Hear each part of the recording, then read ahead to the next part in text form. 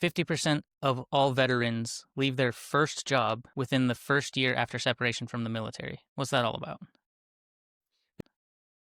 Yeah, that's a great question. And, probably something a lot of people in the industry contemplate as they're looking for veterans to bring them onto their workforce. So what I understand is, when we look at that transition from military experience, for a lot of individuals, that's their first, real-time job as an adult. And we get many things with that profession or with that job, a sense of meaning and purpose, obviously employment and, the ability to support ourselves. But for a lot of individuals, when they transition beyond military service, there's not a lot of focus on finding, what you're most passionate about or finding the career field that you think that you're most suitable for.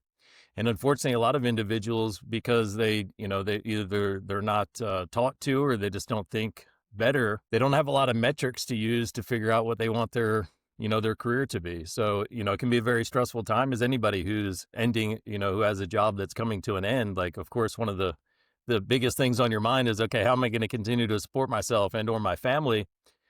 So I think that leads a lot of individuals to simply looking for, where can I get a job? There might be a lot of question or self-doubt as to whether you could, perform or excel or succeed in the civilian world. I know that's something that I really contemplated or dealt with as I was transitioning out. After 17 years in the Marine Corps and successes I'd had along the way, I was really questioning if any of that was transferable and if there were, seeds of my success or experience in the military that could transfer to, successes afterwards. Right. But even after 17 years or so, I was really questioning, where might I be of value outside of this uniform or without this uniform? And I think that's something that weighs on a lot of individuals' minds. So I think there can be some influence of really a fear-based decision of, oh, I just need to find a job. Like, having something that's really satiating and fulfilling my passion, like that's great. But I also got bills to pay, or I'm going to have bills to pay in the future. So I think that leads a lot of individuals to the number one metric, which is, can I get a job? And if so, how much can I earn? And very quickly, as individuals go through that transition and begin to realize how much that experience in the civilian world is different from everything they left behind in the military, there can be a lot of, kind of new awareness of, wow, this lack of meaning or purpose, or this role that I have, it doesn't really fulfill those needs that I had for, a sense of value, a sense of meaning, sense of purpose. So that and many other reasons, I think, is a big reason that so many individuals will leave their first civilian job, when they transition out of the military. And I'm sure there's a lot of other things that we'll dig into today that also play a role in some of those mental or psychological challenges that veterans face. I have been thinking about this a lot, partially in preparation for our conversation today, but just generally speaking, I mean, we hear a lot about the struggles that veterans have reintegrating into society. And I have thought about it in a few ways, because I know a ton of people who have been laid off after long careers, 5 years, 10 years, 15, 25, 32 years. I met a lady the other day, and they kind of had the same sort of, oh shit, now what? Like, how am I going to start over? And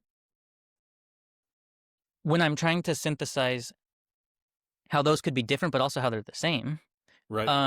I'm thinking about, okay, leadership and teamwork purpose, because most jobs do not have any of that. Most jobs are, box checking, rote activities. You're doing the same thing over and over. You're not really expected to outperform, outshine. You're definitely not expected to teach, mentor, tutor, bring up the next generation, anything like that. But the structure of the military, from what I've experienced through my dad, both of my parents, both of my fathers and my stepmother being in the military, it's very structured in the hierarchy. So even when you're like the very first promotion from like an E1 to E2, now you have real responsibility, real responsibility. And then it just keeps going on and on and on and on and on. So you have these men and women who have spent 4 years at minimum, I guess, in like an actual purpose-driven leadership position. And I think that equates to someone who has been like running a department for 30 years, right? Like the lady I was referencing earlier. So I guess the bonus of being in the military, of teaching you how to be a leader, is also maybe the drawback, because when you leave, you have nothing, or maybe, I can't say you have nothing, but there's that prospect, or it seems that the stats are showing that generally people have a difficult time getting back into that position. Is it? Yeah, I think that plays a lot into it. No, I think so. I think you're onto something. I think that plays a lot into it. And one of the things, and I appreciate you bringing this up because as I look at and work with, veterans going through that transition, that military transition, I also look at what insights I can gain from just the human experience that they're going through. And then with those Mm-hmm. insights, how can they be helpful to other individuals? So what I Mm, understand is that a major part of the challenge of military transition is the loss of the way that individuals have met some of their fundamental human needs.